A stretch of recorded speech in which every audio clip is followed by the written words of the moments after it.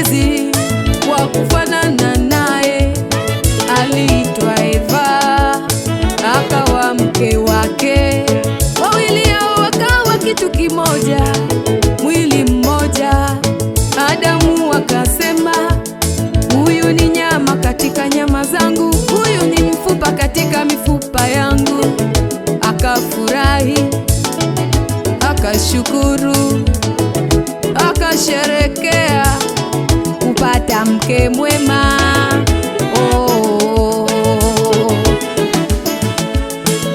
Jambo limetoka kwa Mungu, linampendeza Mungu, kwamba mwanaume awe na mke, mke awe na mume wake. Ni jambo kutoka kwa Bwana, linambariki Mungu, linampendeza Mungu, ni jambo lenye furaha ndani yake, twafurahia.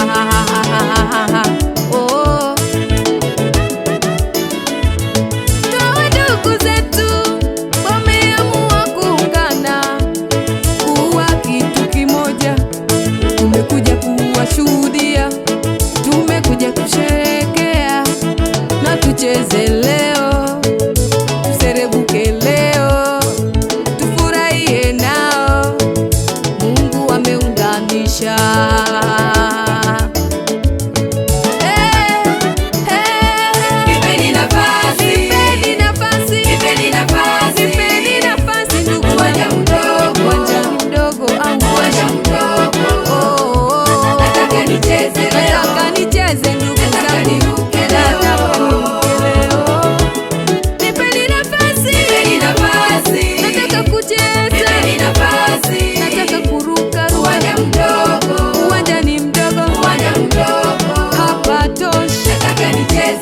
Niachie nafasi, nataka kuruka ruka.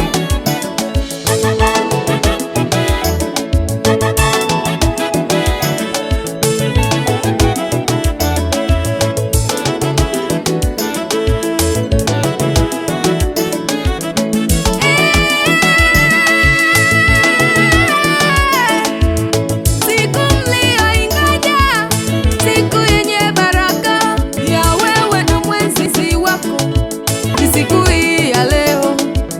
Ni siku yenye baraka nyingi, ni siku yenye utukufu wa Mungu.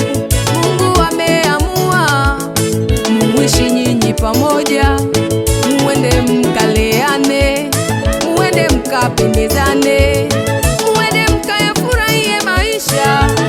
Inampendeza Mungu, Mungu anafurahia, wazazi wanafurahia.